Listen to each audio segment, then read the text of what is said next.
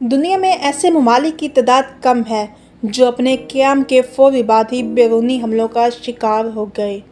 پاکستان بھی ایسے ممالک میں سے ایک ہے۔ قیام پاکستان کو بھی 2 ماہ ہی گزرے تھے کہ بھارت نے کشمیر پر حملہ کر کے پاکستان کو انچاہی جنگ میں دھکیل دیا۔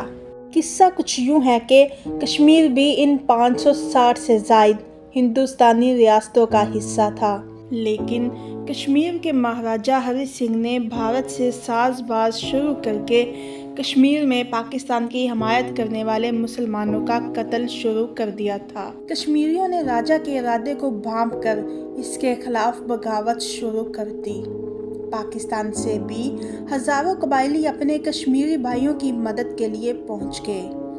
کشمیریوں اور قبائلیوں کا مشترکہ لشکر سری نگر پہنچا تو مہاراجہ ہری سنگھ دلی فرار ہو گیا۔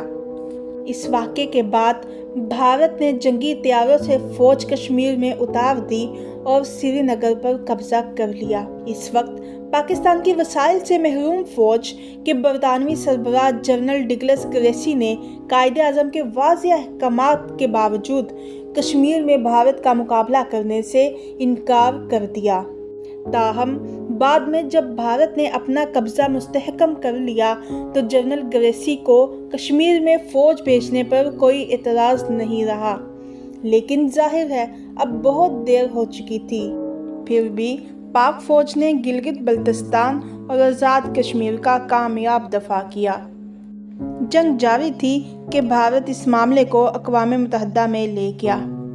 اقوام متحدہ نے کشمیر میں استواب رائے کی قرارداد منظور کی، لیکن قرارداد میں ایک ناانصافی یہ کی گئی کہ بھارت کو جارحہ قرار دینے کی بجائے الٹا پاکستان سے کہا گیا کہ وہ کشمیر سے فوج واپس بلائے۔ قائد اعظم نے یہ قرارداد غیر منصفانہ قرار دے کر مسترد کر دی۔